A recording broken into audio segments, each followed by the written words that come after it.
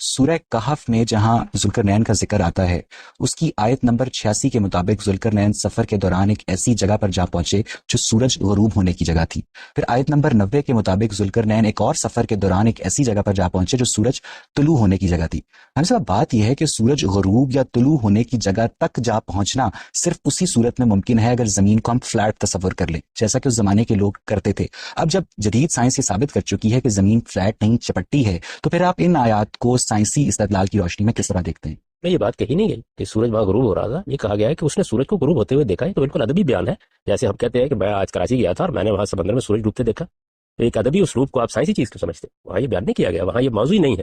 یہ بیان کیا گیا ہے کہ وہ ایک خاص جگہ تک پہنچا جس جگہ اس نے دیکھا کہ آگے پھر سمندر ہی سمندر تھا، سورج وہاں غروب لکھا۔ اس ٹرانسلیشن کے ایگزیکٹ الفاظ یہ ہیں، دوبارہ میں ریفرنس دوں گا پکٹھول کا اور مولانا فتح محمد جالندری کے ترجمہ قرآن کا، کہ ذوالقرنین سورج غروب ہونے کی جگہ جا پہنچے، اس جگہ جا پہنچے جہاں پر انہوں نے سورج کو غروب ہوتے ہوئے دیکھا۔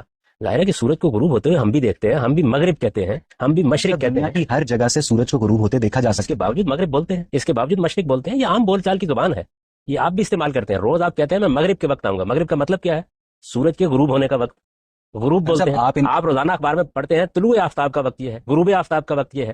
تو سائنس کی زبان نہیں بولی جا رہی ہوتی، ادب کی زبان بولی جا رہی ہوتی ہے، یعنی انسان جیسے چیزوں کو دیکھتا ہے اس کے لحاظ سے آپ بات کر رہے ہوتے ہیں۔ وہاں سورج کے طلوع و غروب کی سائنس بیان کرنا قرآن کا مقصود ہی نہیں ہے۔ یہی تو ہے۔ یہ تشریح ان آیات کے متعلق بجا تسلیم، لیکن گاندھی صاحب بات یہ ہے کہ زمین فلیٹ ہے، اس بات کی جو سپورٹنگ ایویڈنس ہے وہ احادیث میں بھی پایا جاتا ہے۔ مثال کے طور پر صحیح بخاری میں حضرت ابو ذر غفاری سے ایک روایت منسوب ہے جس کے مطابق سورج غروب ہونے کے بعد خدا کے تخت کے نیچے چھپ جاتا ہے اور اگلے دن خدا کی اجازت ملنے کے بعد طلوع ہوتا ہے، اور قیامت اس دن آئے گی جب یہ اجازت نہیں ملے گی۔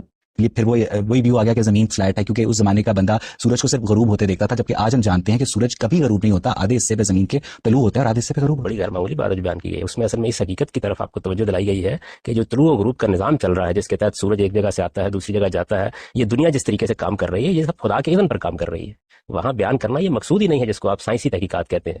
انسان کو یہ بتایا جا رہا ہے کہ ہر چیز خدا کے سامنے سجدہ ریز ہے۔ آپ اسی حدیث میں کیوں گئے؟ قرآن میں جگہ جگہ ذکر ہے کہ یہ ستارے بھی خدا کے سامنے سجدہ ریز ہیں، یہ درخت بھی خدا کے سامنے سجدہ ریز ہیں، وہ خدا کے قانون کے پابند ہیں۔ اللہ تعالیٰ نے جس ضابطے قاعدے میں ان کو باندھ دیا اس کے مطابق کام کر رہے ہیں۔ یہ جگہ جگہ بیان ہوا ہے، اس کو آپ ایک سائنسی چیز کیوں سمجھتے ہیں؟ مذہب کا کام یہ ہے وہ آپ کو اصل حقائق کی طرف توجہ دلائے۔ یہ سائنس کا کام ہے کہ وہ آپ کو یہ بتائے کہ سورج کے طلوع و غروب کی زمین فلیٹ ہے۔ ہم نے جب اس کے متعلق قرآنک ایویڈنس آپ کے سامنے رکھا تو آپ نے اس سے اختلاف کیا۔ زمین فلیٹ ہے، جب ہم نے اس کے متعلق احادیث آپ کے آگے رکھی تو آپ نے اس سے اختلاف کرتے ہوئے اپنا نقطہ نظر بیان کیا۔